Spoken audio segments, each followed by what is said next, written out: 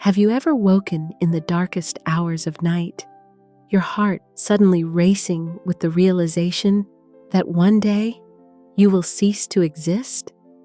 That strange, electric terror that courses through your veins isn't merely fear, it's awareness. The veil between daily distraction and ultimate truth momentarily lifts, and you glimpse what most of human history has been designed to help us forget: that we are temporary, fragile constellations of consciousness, destined to dissolve back into the universe that formed us. This recognition, this midnight reckoning with our impermanence, may be the most honest moment we ever experience. And yet, what if this confrontation with our mortality, rather than diminishing our lives, is precisely what gives them depth, urgency, and ultimately, meaning?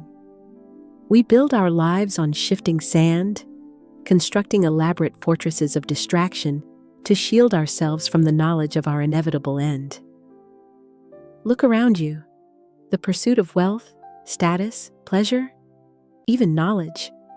How much of it serves as sophisticated armor against the arrow of mortality that will eventually find us all?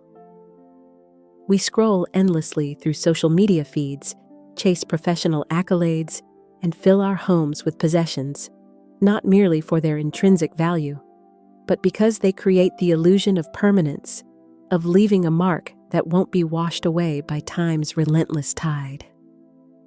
The modern world has perfected this denial. Death has been sanitized, hidden behind hospital doors and funeral home curtains, removed from the everyday texture of life. Unlike our ancestors who lived alongside death, who washed the bodies of their loved ones and dug graves with their own hands, we have created a society where death appears as an aberration rather than the natural conclusion to every human story.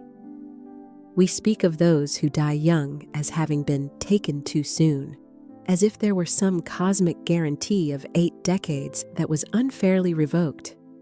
This collective denial exacts a terrible psychological toll.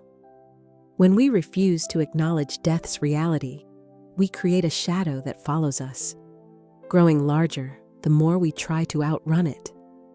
Ernest Becker called this the denial of death, the desperate attempt to achieve symbolic immortality through our works, our children, our legacies. But what if this denial prevents us from truly living? What if our fear of death's darkness keeps us from experiencing life's full luminosity? Consider how many decisions you've made from a place of fear rather than desire. The career chosen for security rather than passion. The relationship maintained out of comfort rather than love. The risks never taken. The adventures postponed. The authentic self never fully expressed. All sacrifices made at the altar of an imagined immortality that was never ours to claim. We trade the vibrant uncertainty of a fully lived life for the pallid comfort of routine and predictability. The irony cuts deep. In attempting to avoid the thought of death, we often create lives that are themselves a kind of living death, existences so constrained by fear and convention that they bear little resemblance to the wild, unpredictable adventure we might have lived had we accepted our mortality from the beginning. We become like characters in a play who are so concerned with the final curtain that they forget to deliver their lines with conviction while the stage is theirs. Friedrich Nietzsche understood this paradox when he wrote of the eternal recurrence, asking us to consider how we would live if we had to repeat our lives exactly as they were, infinitely. Would you choose the safe path again? Or would you live with such authenticity and courage that you could bear to relive each moment eternally? The question pierces through our defenses because it forces us to confront whether our lives, as currently lived, would be worth eternal repetition. What might change if you truly accepted that your time is finite, not as an intellectual concept, but as a felt reality that infuses each moment with urgency and meaning? Perhaps you've glimpsed this clarity in moments of crisis, when illness strikes, when someone close to you dies, when disaster narrowly misses. In those moments, priorities crystallize with stunning clarity. The petty concerns fall away. You see with perfect vision what matters and what doesn't. But must we wait for crisis to live with such clarity? Or can we voluntarily embrace the knowledge of our mortality, allowing it to strip away the non-essential and reveal the bare, beautiful truth of what it means to be temporarily, miraculously alive?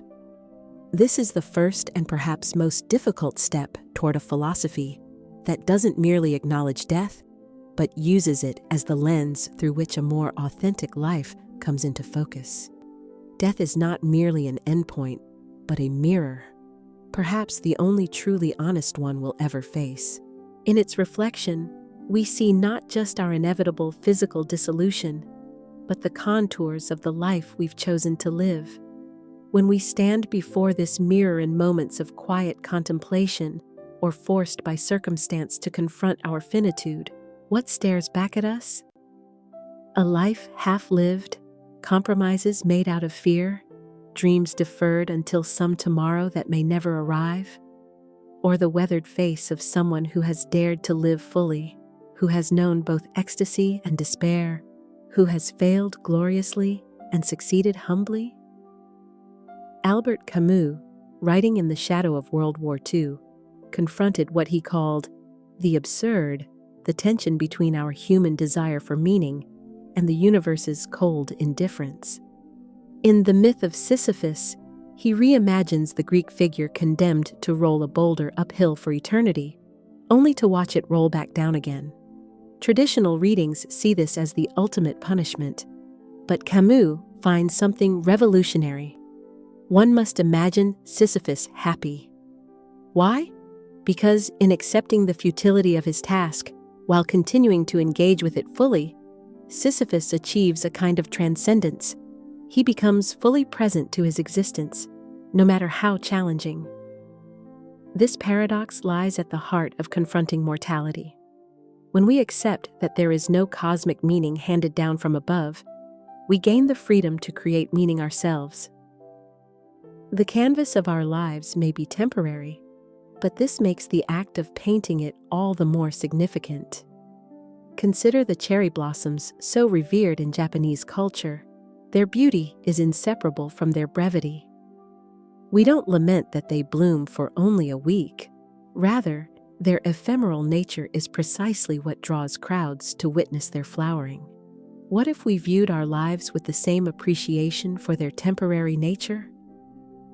Think of the parent watching their child take first steps, knowing these moments will never return.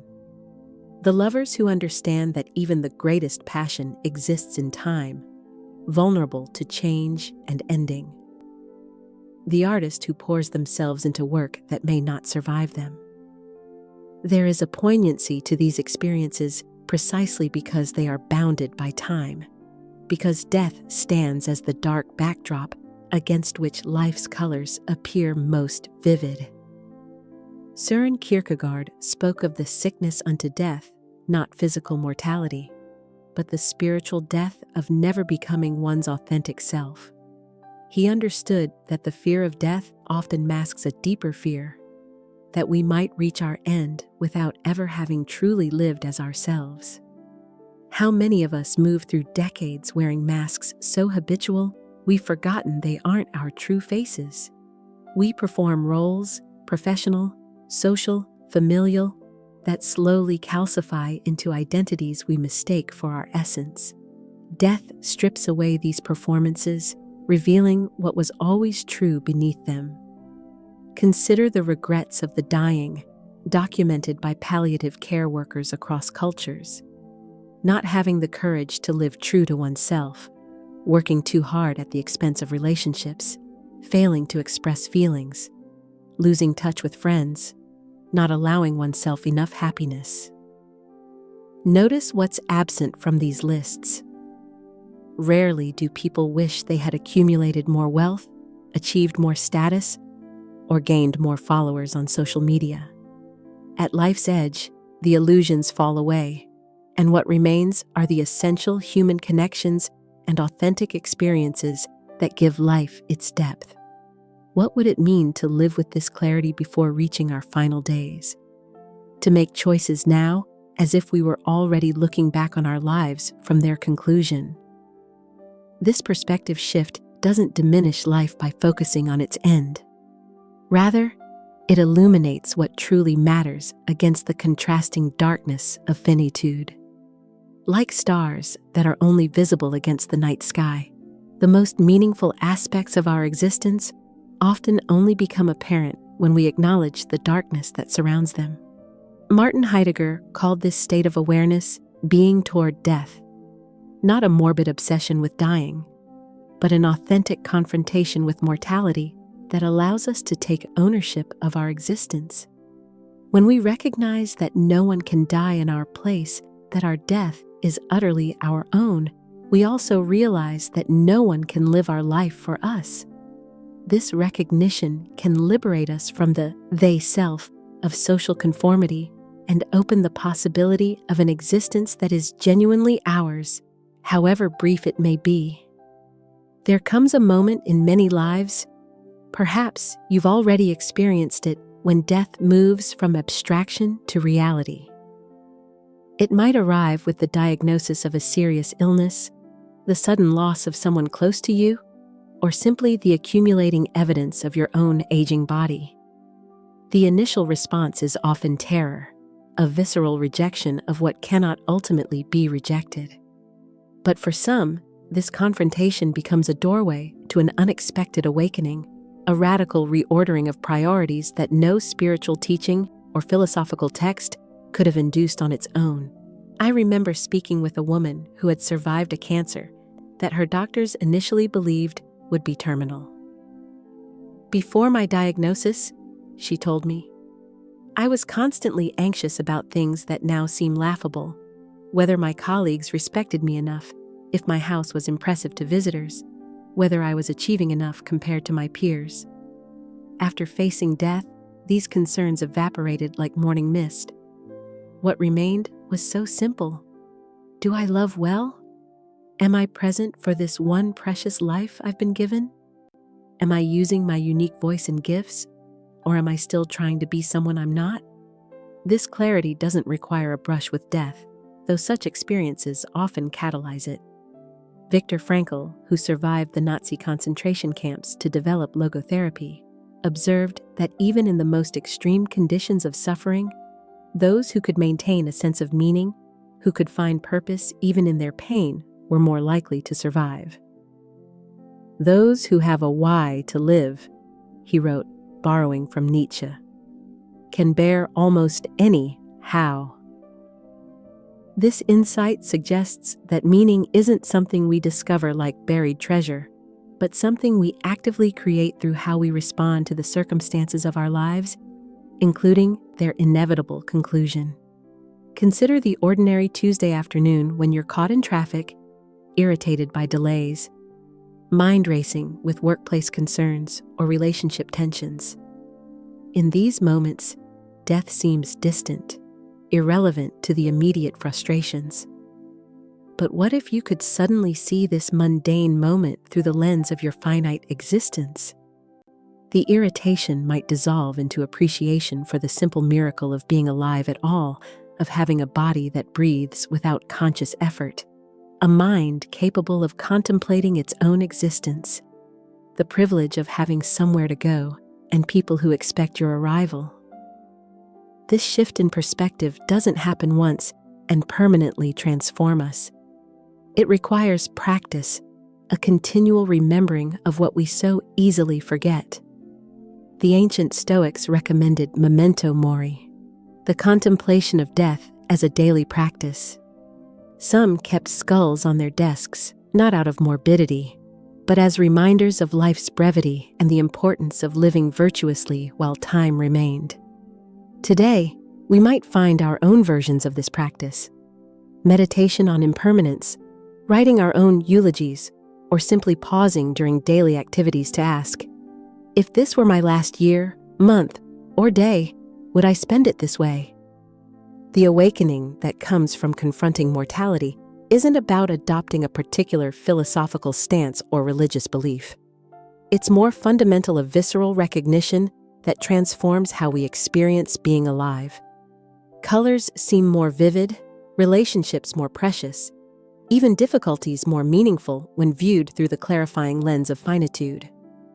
The philosopher Roman Krasnarich calls this empathy across time, extending compassion to our future dying selves by living now in ways they won't regret. Have you noticed how differently you experience a place when visiting for the last time? The childhood home about to be sold, the city you're leaving after years of residence, the final gathering with colleagues before a career change. These moments often possess a bittersweet intensity, a heightened awareness that etches them into memory. What if we could bring this same quality of attention to ordinary days, recognizing that each one is, in its way, a last time, a unique configuration of circumstances that will never be repeated exactly? This awakening doesn't eliminate suffering, in fact. It may initially intensify it as we become more fully present to both joy and pain, rather than numbing ourselves to both. But it offers something more valuable than escape from suffering. It offers meaning within suffering. When we recognize that our time is limited, we can ask more purposeful questions about how to use it. Not, how can I be happy all the time? But, how can I live in alignment with what matters most to me, knowing that everything, pain and pleasure alike, is temporary? The confrontation with death thus becomes not an endpoint, but a beginning, the starting point for a more intentional existence. As the Zen saying suggests, the trouble is, you think you have time. When this illusion falls away, what emerges isn't despair, but clarity, a recognition that now, this moment, is all we can count on, and therefore worthy of our full attention and engagement. This is the paradoxical gift of mortality. By accepting that everything ends, we become more fully present to its existence while it lasts. Throughout human history, cultures have developed what philosopher Michel de Montaigne called the art of dying, ars moriendi practices, and perspectives that help us not merely to avoid death, but to approach it with dignity, meaning, and even a certain grace. This isn't about romanticizing death or denying its difficulty, but about recognizing that how we relate to our mortality shapes how we experience our life. Just as there are more and less skillful ways to live, there may be more and less skillful ways to die, and more importantly, to live with the knowledge that we will die. Consider the contrast between two approaches to aging and mortality in contemporary society. One fights against time with increasingly desperate measures, cosmetic procedures, anti-aging products, and medical interventions that may extend lifespan without necessarily enhancing life quality. The other accepts the natural progression of life while focusing on depth rather than duration-deepening relationships, contributing meaningfully to others, cultivating wisdom that can only come through embracing rather than denying life's seasons. Both approaches acknowledge mortality, but one does so through resistance, the other through integration. This integration doesn't happen automatically.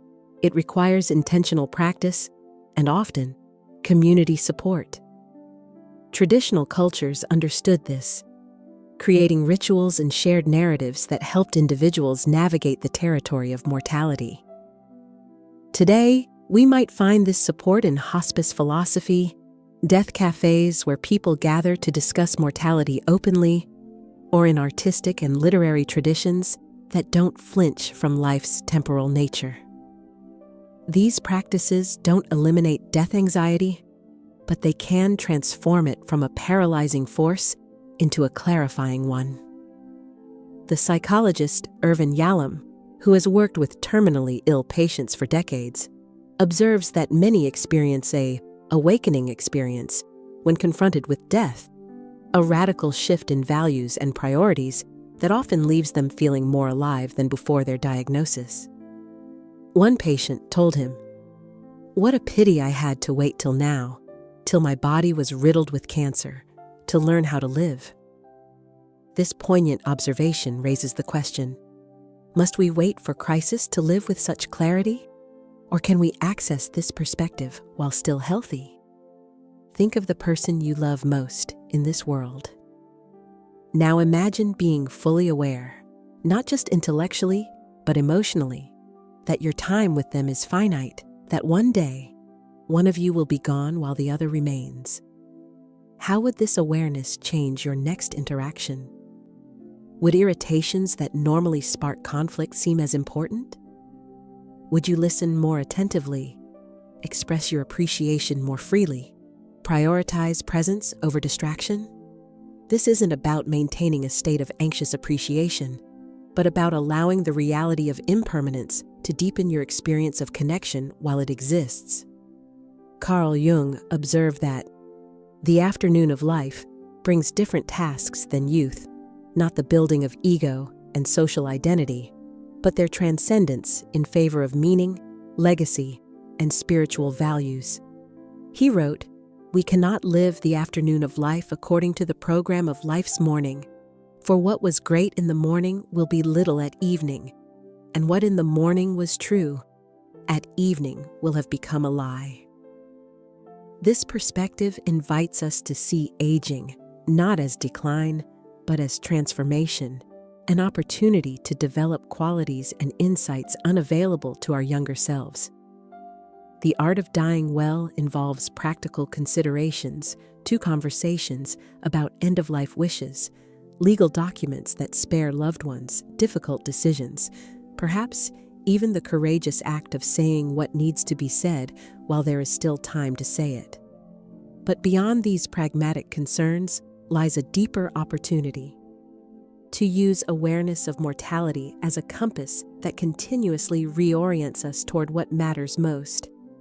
As the philosopher Seneca advised, let us prepare our minds as if we'd come to the very end of life. Let us postpone nothing. Let us balance life's books each day. The one who puts the finishing touches on their life each day is never short of time. What might it mean for you to put the finishing touches on your life each day? Perhaps it involves reconciling with those you've hurt or who have hurt you, expressing love that has remained unspoken, creating work that reflects your unique perspective, or simply being fully present to the miracle of ordinary existence. The feeling of sun on skin, the sound of rain on leaves, the complex miracle of human connection.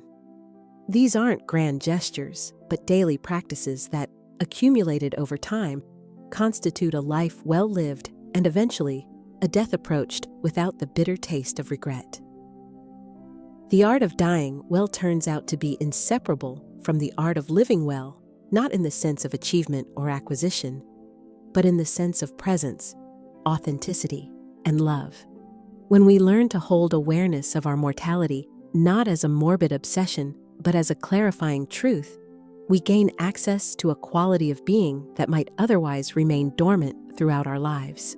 Death becomes not merely an ending to be postponed, but a teacher whose lessons, if heeded, can transform every moment that precedes it. There exists a luminous paradox at the heart of human existence. It is precisely our mortality that makes life precious. If we lived forever, would anything hold urgency or meaning? Would love be as sweet if it had no end? Would courage matter if there were no real risk? Would beauty move us if we had endless time to appreciate it? Our finitude is not merely a limitation to be transcended, but the very condition that gives life its depth and intensity, the dark soil from which meaning grows. I once spoke with a man in his 90s who told me, "The strange gift of old age is that I finally understand how to live." just as my time runs short." When I asked what he had learned, he smiled and said, "That almost nothing is as important as we think it is, and a few things are far more important than we can imagine. That forgiveness matters more than being right. That one moment of genuine connection outweighs years of superficial success. That the way you attend to what's before you, whether it's a person, a task, or simply the sky above, is not just how you experience life, but how you create it." This wisdom doesn't require waiting until our final years. We can choose to live now as if we had already gained the perspective that time eventually forces upon us all.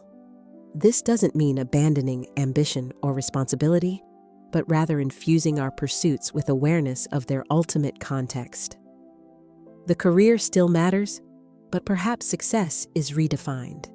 The relationship still requires effort, but perhaps different aspects of it take priority. The daily choices remain, but they're made with a clearer sense of what they add up to over time. Consider how you might live differently if you embraced rather than avoided awareness of your mortality. Perhaps you would take more meaningful risks, not reckless endangerment, but the courage to be vulnerable, to create work that might fail, to love knowing loss is possible.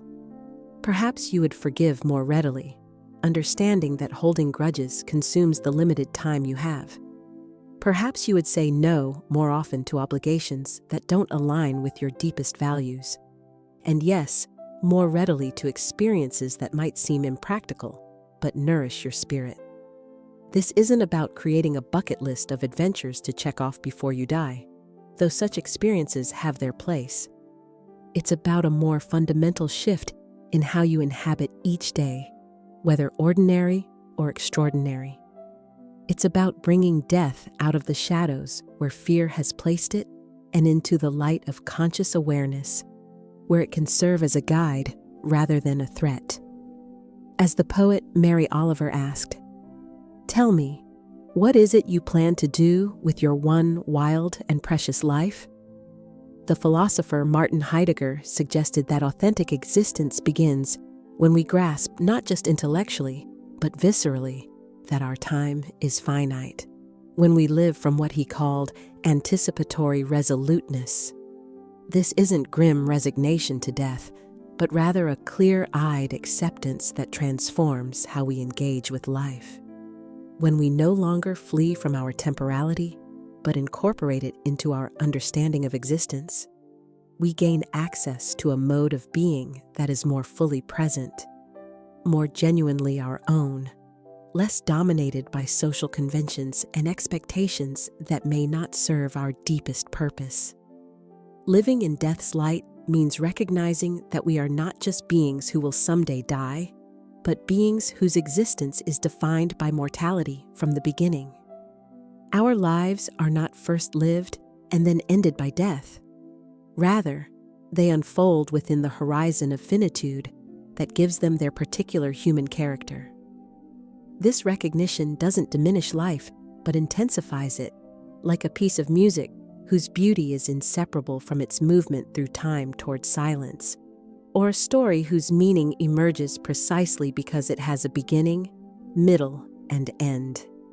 What awaits us beyond death, whether afterlife, reincarnation, or the simple return of our elements to the cosmos, remains the great mystery that no living person can claim to have definitively solved. But this uncertainty about what follows need not prevent us from embracing the certainty of death itself as a shaping force in how we live now. Perhaps the wisest approach is neither to fixate on death nor to deny it, but to allow awareness of it to permeate our choices, relationships, and moments, not as a shadow that darkens joy, but as a horizon that brings the landscape of our lives into clearer perspective. In this light, embracing mortality becomes not a morbid preoccupation, but the foundation of a more authentic, purposeful existence. We learn to hold simultaneously the knowledge that everything passes and the commitment to engage fully with what is present. we discover that meaning doesn't require permanence. That, in fact, the most profound experiences of meaning often arise precisely from our recognition of impermanence, from our willingness to love what we cannot keep, to create what will not last forever, to be fully ourselves in the brief time that is given to us. In the end, perhaps the most profound truth about death is not that it ends life, but that it completes it.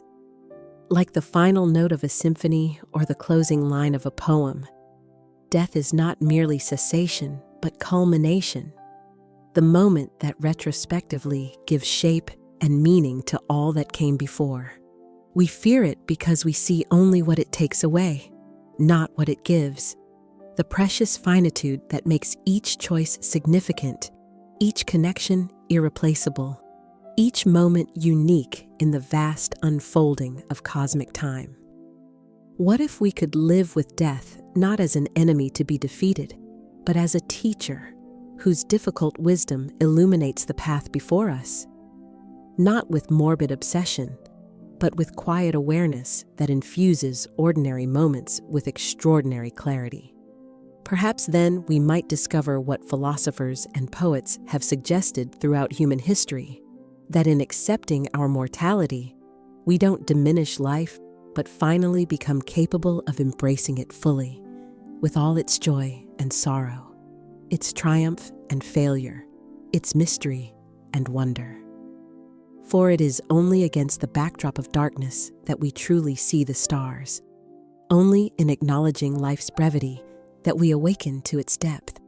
And in that awakening lies not despair, but its opposite, the profound recognition that even in its impermanence, perhaps especially in its impermanence, this one wild and precious life is more than enough. As the sun sets on our time together, remember this: we are all just travelers passing through this fleeting moment we call life. Your heartbeat, that steady rhythm that has accompanied you since before your first memory, is not an infinite resource, but a precious countdown. Yet in this very limitation lies your greatest power. When you embrace the knowledge that your days are numbered, each sunrise becomes a miracle, each conversation a sacred exchange, each choice an act of creation. Your mortality is not a curse, but the very frame that gives the canvas of your existence its profound beauty.